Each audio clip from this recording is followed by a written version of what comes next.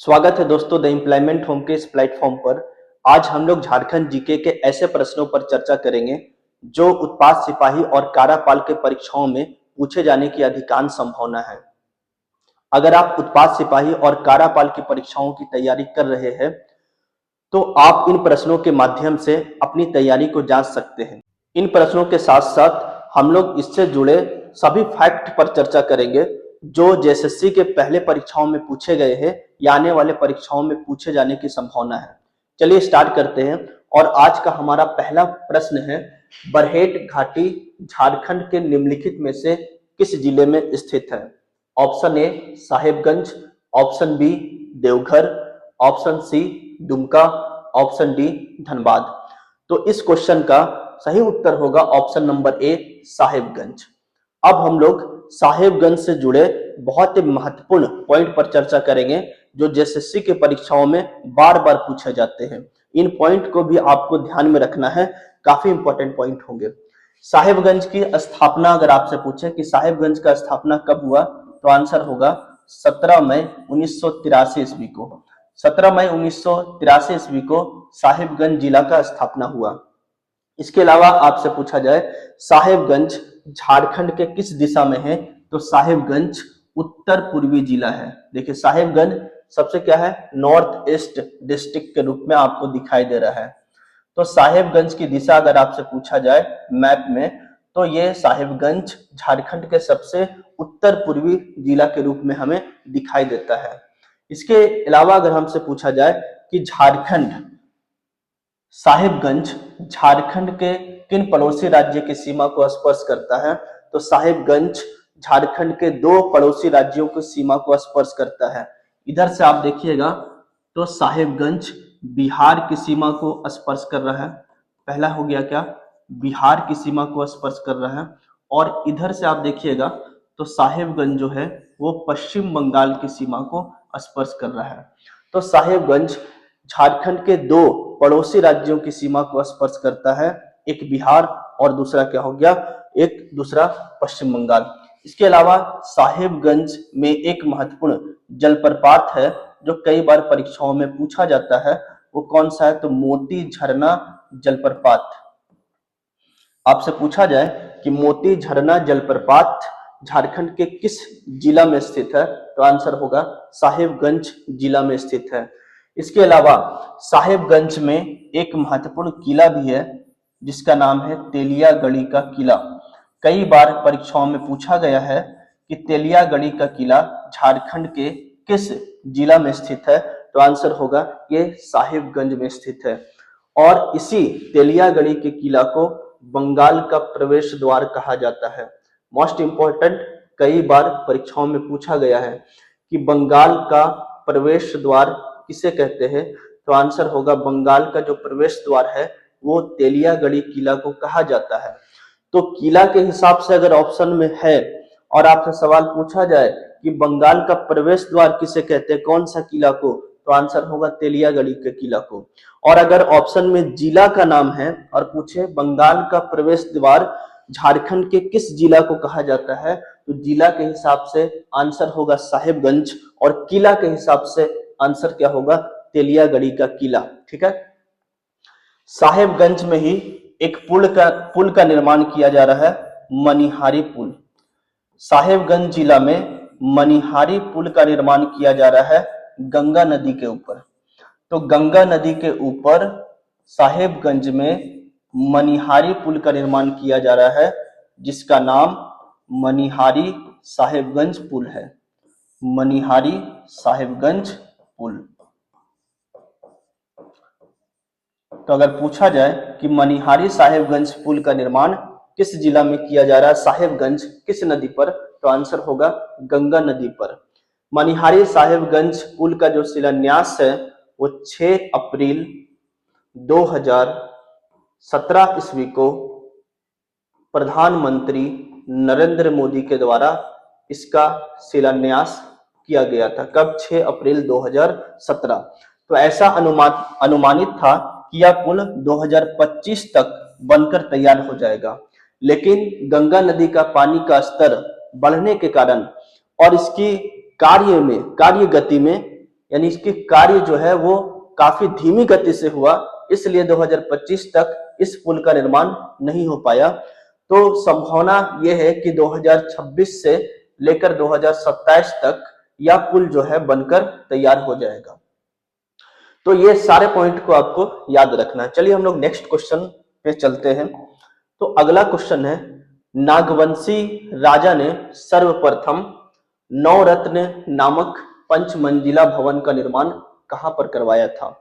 पहला ऑप्शन है पालकोट, दूसरा रातू, तीसरा दोयसा, डी नंबर पे है राजमहल। तो इस क्वेश्चन का जो सही उत्तर होगा वो ऑप्शन नंबर सी होगा।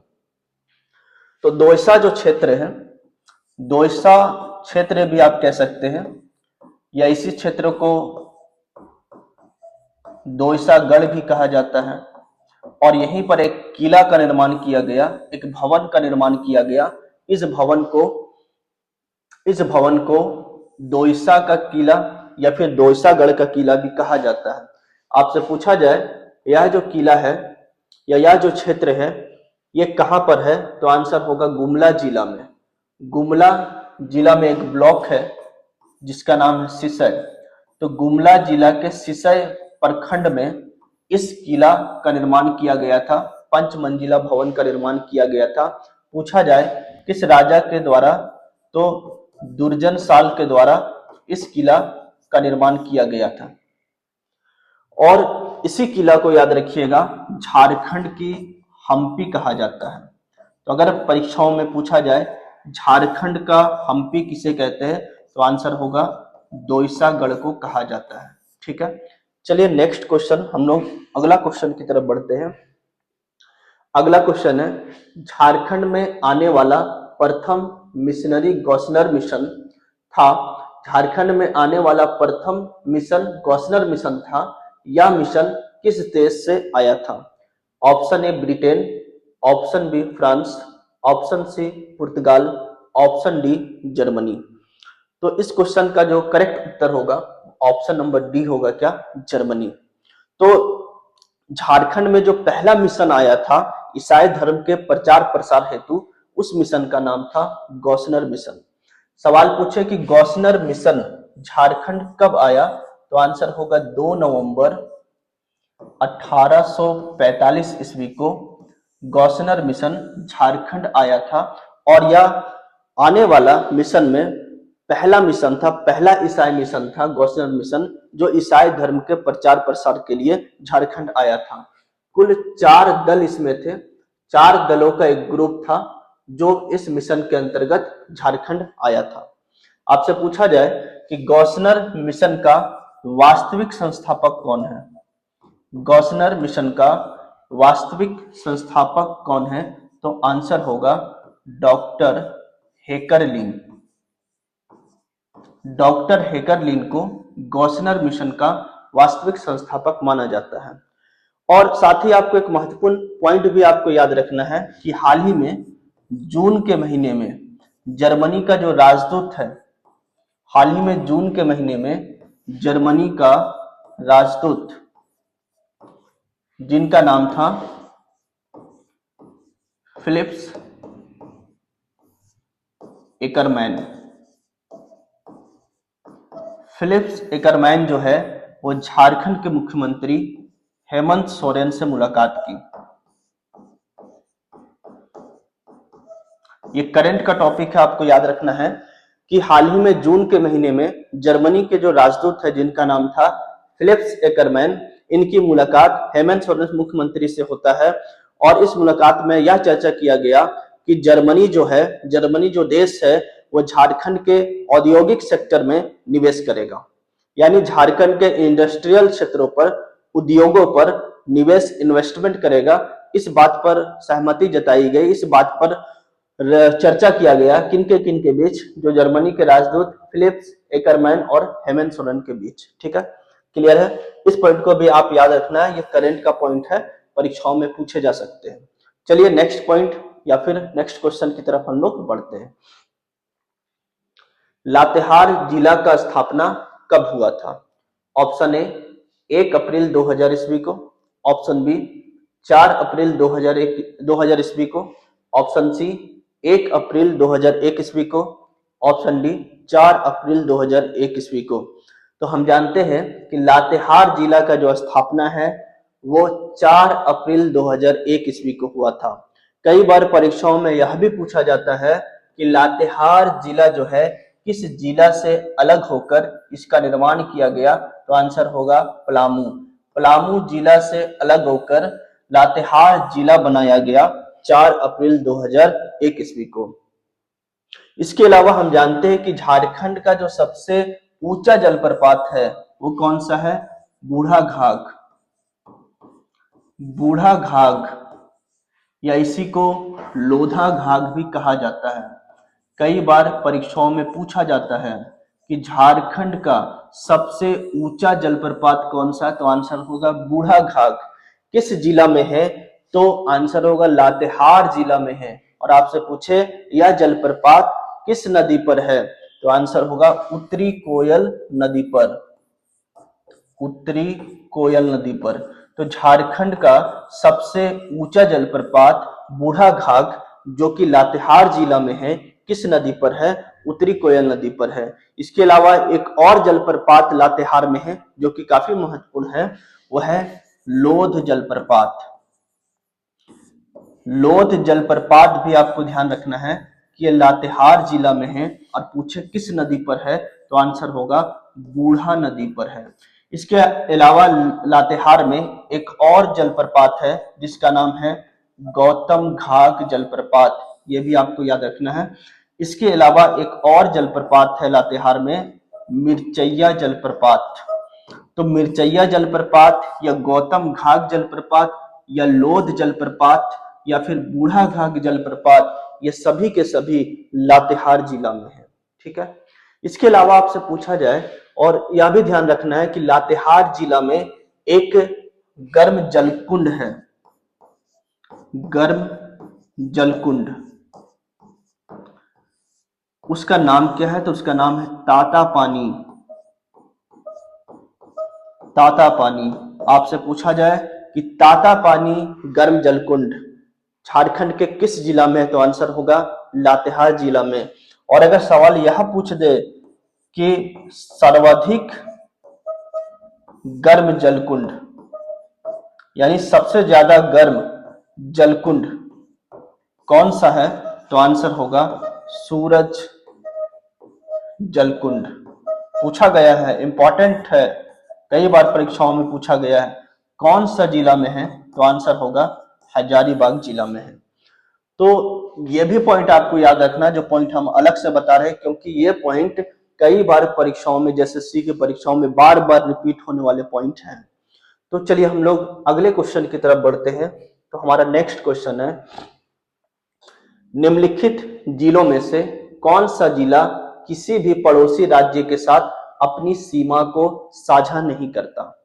निम्नलिखित में से जिलों में से कौन सा जिला किसी भी पड़ोसी राज्य के साथ अपनी सीमा को साझा नहीं करता। Option A Simdega, option B Khunti, option C Gumla और ऑप्शन डी बोकारो। तो इस क्वेश्चन का सही उत्तर है option number B Khunti. Khunti याद रखिएगा, खूंटी जिला का स्थापना आपसे पूछे तो 12 सितंबर 2007 ईस्वी को खूंटी जिला की स्थापना की गई थी।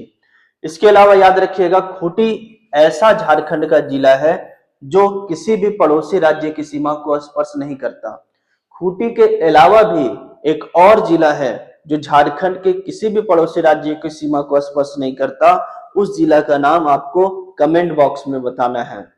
तो झारखंड के दो ही ऐसे जिले हैं जो झारखंड के किसी भी पड़ोसी राज्य की सीमा को स्पर्श नहीं करते। पहला जिला कौन सा, खूंटी, और दूसरा जिला का नाम आपको कमेंट बॉक्स में बताना है। खूंटी जिला की स्थापना आपसे पूछे कि खूंटी जिला का स्थापना कब हुआ, तो 12 सितंबर 2007 ईस्वी को। इसके अलावा खूंटी जिला में एक बहुत ही महत्वपूर्ण जलप्रपात है जिसका नाम है पंचघाघ जलप्रपात। आपसे कई बार परीक्षाओं में पूछा जाता है कि पंचघाघ जलप्रपात झारखंड के किस जिला में है, तो आंसर होगा खूंटी जिला में। खूंटी जिला में रहने वाले एक महत्वपूर्ण व्यक्ति का नाम है करिया मुंडा। खूंटी जिला से आने वाले एक महत्वपूर्ण व्यक्ति है जिसका नाम क्या है, करिया मुंडा। और करिया मुंडा को वर्ष 2019 में पूर्व राष्ट्रपति रामनाथ कोविंद के द्वारा इसे पद्म भूषण पुरस्कार से सम्मानित किया गया था। महत्वपूर्ण पॉइंट, अगर आपसे पूछा जाए कि करिया मुंडा झारखंड के किस जिला से संबंधित है, आंसर होगा खूंटी जिला से। निम्नलिखित में से करिया मुंडा को वर्ष 2019 में कौन सा पुरस्कार दिया गया, आंसर होगा पद्म भूषण पुरस्कार दिया गया पूर्व राष्ट्रपति रामनाथ कोविंद के द्वारा। ठीक है, चलिए हम लोग नेक्स्ट क्वेश्चन, अगले क्वेश्चन की तरफ बढ़ते हैं। नेक्स्ट क्वेश्चन है, स्वर्ण रेखा नदी किस दिशा की ओर जाती है? पहला ऑप्शन दक्षिण दिशा से पश्चिम की तरफ, ऑप्शन बी पूर्व से लेकर पश्चिम की तरफ, उत्तर से पश्चिम की तरफ, ऑप्शन डी पश्चिम से दक्षिण पूर्व की तरफ। तो इस क्वेश्चन का सही उत्तर है ऑप्शन नंबर डी, पश्चिम से दक्षिण पूर्व की दिशा की ओर स्वर्ण रेखा नदी प्रवाहित होती है। स्वर्ण रेखा नदी का उद्गम कई बार परीक्षाओं में पूछा जाता है कि स्वर्ण रेखा नदी का उद्गम कहां से होता है? तो स्वर्ण रेखा नदी का उद्गम रांची जिला के नगड़ी नामक स्थान के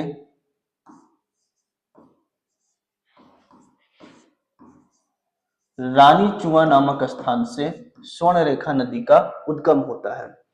स्वर्ण रेखा नदी पर ही एक महत्वपूर्ण जलप्रपात है, याद रखिएगा, हुंडरू जलप्रपात। हुंडरू जलप्रपात आपसे पूछे किस नदी पर है, तो स्वर्ण रेखा नदी पर। और किस जिला पर है, तो किस जिला में है, तो आंसर होगा रांची जिला में है। चलिए अगले क्वेश्चन की तरफ हम लोग बढ़ते हैं। नेक्स्ट क्वेश्चन है, शरत चंद्र राय ने the Mundas and their country नामक पुस्तक किस वर्ष लिखा?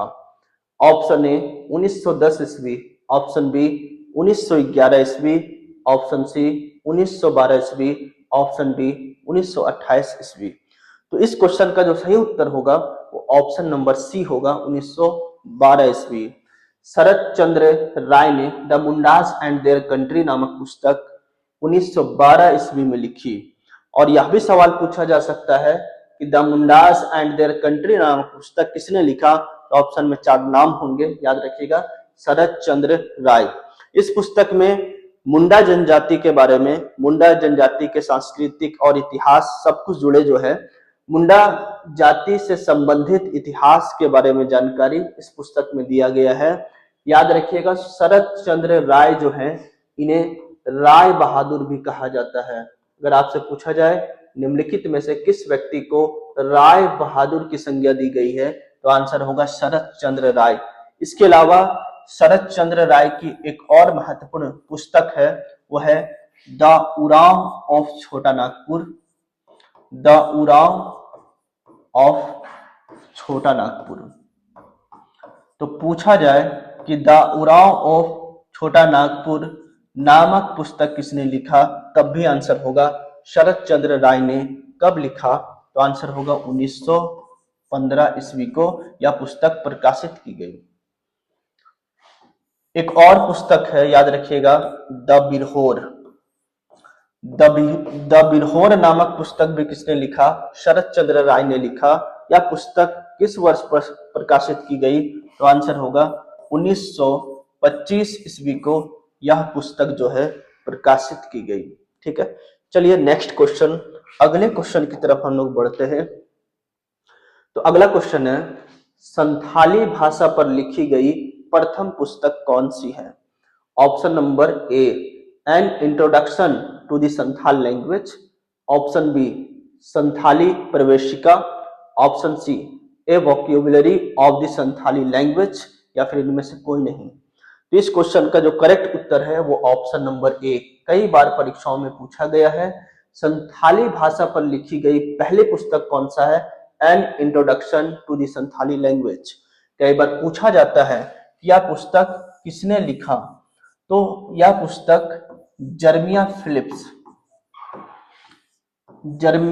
फिलिप्स ने इस पुस्तक को लिखा। यह पुस्तक कब प्रकाशित की गई? तो आंसर होगा 1852 ईस्वी को यह पुस्तक प्रकाशित की गई। तो संथाली भाषा पर लिखी गई पहली पुस्तक कौन सा है? An introduction to the Santhal language. किसने लिखा? जर्मिया फिलिप्स ने। कब प्रकाशित की गई? 1852 ईस्वी को। इसके अलावा आपसे पूछे कि संथाली प्रवेशिका पुस्तक किसने लिखा? तो आंसर होगा डोमन साहू सबीर ने। डोमन साहू सबीर ने संथाली प्रवेशिका नामक पुस्तक लिखा। कब प्रकाशित की गई? तो आंसर होगा 1925 ईस्वी को यह पुस्तक प्रकाशित की गई। इसके अलावा आपसे पूछा जाए a vocabulary of the Santhali language, इस पुस्तक को किसने लिखा? इस पुस्तक को लिखने वाले व्यक्ति का नाम था E.L. पुक्सले। यह पुस्तक कब प्रकाशित किया गया? तो 1968 ईस्वी को यह पुस्तक प्रकाशित किया गया। इसके अलावा याद रखिएगा संथाली भाषा का अपना एक लिपि है, कई बार परीक्षाओं में पूछे जाते हैं, मोस्ट इंपॉर्टेंट पॉइंट है। उस लिपि का नाम है ओल चिकी लिपि। ओल चिकी लिपि है ना। ओल चिकी लिपि का विकास किसने किया? तो आंसर होगा रघुनाथ मुर्मू ने। रघुनाथ मुर्मू ने ओल चिकी लिपि की स्थापना या ओल चिकी लिपि का विकास किया। किस वर्ष किया? तो आंसर होगा 1925 ईस्वी में संथाली भाषा की अपनी लिपि ओल चिकी लिपि का विकास 1925 में रघुनाथ मुर्मू के द्वारा किया गया। ठीक है, चलिए नेक्स्ट क्वेश्चन की तरफ। झारखंड में इंडियन स्कूल ऑफ माइंस इनमें से किस शहर में स्थित है? Option A Hazaribagh, option B Kanke, option C Deoghar, option D Dhanbad. तो इस क्वेश्चन का जो सही उत्तर है, इस क्वेश्चन का जो करेक्ट उत्तर है वो ऑप्शन नंबर डी होगा, धनबाद। ठीक है, चलिए अब आपसे पूछा जाए कि Indian school of mines, Indian school of जो माइंस है इसकी स्थापना कब हुई? तो 9 दिसंबर 1926 ईस्वी को इसकी स्थापना की गई। उस समय के तत्कालीन वायसराय लॉर्ड इरविन, उस समय के जो तत्कालीन वायसराय थे वो थे लॉर्ड इरविन। तो लॉर्ड इरविन के द्वारा 9 दिसंबर 1926 ईस्वी को याद रखिएगा इंडियन स्कूल ऑफ माइंस की स्थापना की गई। तो जब इसकी स्थापना की गई तो इस समय इसका नाम था Indian school of mines and applied geology. तो जब इसकी स्थापना की गई तो इस समय इसका पूरा जो नाम था वो था Indian school of mines and applied geology. तो ब्रिटिश सरकार के द्वारा इसकी स्थापना की गई थी। लॉर्ड इरविन के नेतृत्व में उस समय वायसराय थे। तो इसकी स्थापना का मुख्य उद्देश्य क्या था? इसकी स्थापना का मुख्य उद्देश्य था कि खनन के क्षेत्रों में यानी माइनिंग के क्षेत्रों में और भू विज्ञान के क्षेत्रों में, जियोलॉजी के क्षेत्रों में शिक्षा का प्रदान करना, शिक्षा का प्रसार प्रसार करना और ट्रेनिंग देना इन क्षेत्रों के संदर्भ में। इसलिए इसका विकास लॉर्ड इरविन के द्वारा किया गया था। तो उस समय लंदन में भी इसी प्रकार का संस्थान हुआ करता था, उसका नाम था रॉयल स्कूल ऑफ माइंस। तो लंदन में रॉयल स्कूल ऑफ माइंस हुआ करता था। तो रॉयल स्कूल ऑफ माइंस के तर्ज पर ही, याद रखिएगा, रॉयल स्कूल ऑफ माइंस के तर्ज पर ही ब्रिटिश सरकार ने झारखंड के धनबाद में इंडियन स्कूल ऑफ माइंस की स्थापना की थी। इसके अलावा आपको याद रखना है कि 1967 ईस्वी को इसे डीम्ड विश्वविद्यालय का दर्जा दिया गया था। 1967 ईस्वी को इसे डीम्ड विश्वविद्यालय का दर्जा दिया गया और वर्ष 2016 को इसे आईआईटी का दर्जा दिया गया, इसलिए अब इसे वर्तमान में आईआईटी आईएसएम धनबाद कहा जाता है। इस संस्थान को वर्तमान में आईआईटी आईएसएम धनबाद कहा जाता है। ठीक है, चलिए नेक्स्ट क्वेश्चन की तरफ हम लोग बढ़ते हैं। झारखंड क्षेत्र का उल्लेख अशोक के कौन से शिलालेख में किया गया था? ऑप्शन ए 13वें शिलालेख में, ऑप्शन बी 8वें शिलालेख में, ऑप्शन सी 10वें शिलालेख में, ऑप्शन डी 11वें शिलालेख में। तो इस क्वेश्चन का सही उत्तर होगा ऑप्शन नंबर ए। अशोक का जो 13वां शिलालेख है उसमें झारखंड क्षेत्र का उल्लेख किया गया है और इसमें झारखंड को किस नाम से सांकेतिक किया गया है? तो इसे कहा गया है आटविक प्रदेश। तो आटविक प्रदेश के रूप में झारखंड शब्द का उल्लेख अशोक के 13वें शिलालेख में है। अगर आपसे पूछा जाए कि झारखंड शब्द का प्रथम साहित्यक जो स्रोत है, या फिर आपसे पूछा जाए कि झारखंड शब्द का प्रथम साहित्यक प्रमाण हमें कहां पर मिलता है, तो हमें मिलता है ऐत्रेय ब्राह्मण में।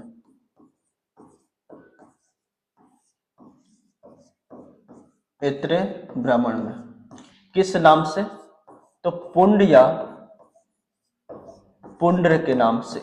और आपसे पूछा जाए झारखंड शब्द का प्रथम पुरातात्विक प्रमाण, पुरातात्विक प्रमाण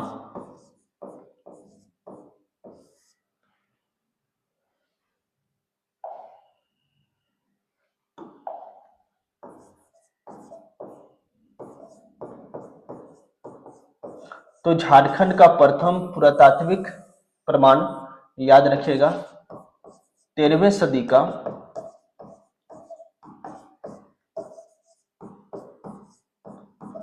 ताम्रपत्र में, 13वीं सदी के ताम्रपत्र में झारखंड का प्रथम पुरातात्विक प्रमाण मिलता है। यानी झारखंड शब्द का प्रयोग पुरातात्विक प्रमाण के रूप में सबसे पहले 13वीं सदी के ताम्रपत्र में आया है। यह ताम्रपत्र कहां से प्राप्त हुआ है? तो आंसर होगा दक्षिण उड़ीसा से इस ताम्रपत्र का प्रमाण मिलता है। दक्षिण उड़ीसा से यह ताम्रपत्र पाया गया है। और यह जो ताम्रपत्र है वो किसका था? तो गंगराज का राजा था नरसिंह देव। तो गंगराज के राजा नरसिंह देव का यह ताम्रपत्र था। यह दक्षिण उड़ीसा से प्राप्त हुआ है और इस ताम्रपत्र में मुख्य रूप से दक्षिणी झारखंड के बारे में उल्लेख आया है, यानी झारखंड के दक्षिणी क्षेत्र का उल्लेख आया है। तो ये चीजें भी आपको याद रखना, यहां से भी सवाल एग्जाम में पूछे जाते हैं। चलिए नेक्स्ट क्वेश्चन, अगला क्वेश्चन है महात्मा गांधी पहली बार झारखंड कब आए थे? 12 अगस्त 1920 ईस्वी को, ऑप्शन बी 4 जून 1917, ऑप्शन सी 18 नवंबर 1919 या 8 फरवरी 1922 ईस्वी को। तो इस क्वेश्चन का जो करेक्ट उत्तर होगा वो ऑप्शन नंबर बी होगा। 4 जून 1917 ईस्वी को महात्मा गांधी झारखंड पहली बार आए थे। तो आपको यह भी याद रखना है कभी कभी ऑप्शन में 3 जून भी रहता है, यानी अगर ऑप्शन में 4 जून रहे तो 4 जून को आपको टिक करना है। अगर ऑप्शन में 4 जून ना रहे, अगर 3 जून रहे तो आपको 3 जून को टिक करना है। दोनों एक साथ कभी भी ऑप्शन में नहीं देगा। तो 4 जून 1917 ईस्वी को झारखंड पहली बार महात्मा गांधी आते हैं। याद रखिएगा चंपारण आंदोलन के दौरान, चंपारण आंदोलन के दौरान गांधी जी पहली बार झारखंड 4 जून 1917 को आते हैं। अगर आपसे पूछा जाए महात्मा गांधी अंतिम बार झारखंड कब आए थे, तो आंसर होगा 1940 ईस्वी को रामगढ़ अधिवेशन में भाग लेने के लिए। अंतिम बार गांधी जी रामगढ़ अधिवेशन में भाग लेने के लिए वर्ष 1940 ईस्वी को झारखंड आए थे और पहली बार चंपारण आंदोलन के दौरान पहली बार गांधी जी 4 जून 1917 ईस्वी को झारखंड आए थे। तो ये थे हमारे झारखंड जीके के बहुत ही महत्वपूर्ण प्रश्न। तो यह सीरीज आगे भी चलेगा, आप हमारे सीरीज से जुड़ जाए। चैनल पे नए हैं तो चैनल को सब्सक्राइब कर लीजिए और ज्यादा से ज्यादा इस वीडियो को शेयर कीजिए ताकि काफी लोग जो है चैनल से लाभ उठा सके। चलिए मिलते हैं हम लोग जल्द ही अगले सीरीज में या अगले वीडियो पर। जय हिंद, जय झारखंड, धन्यवाद।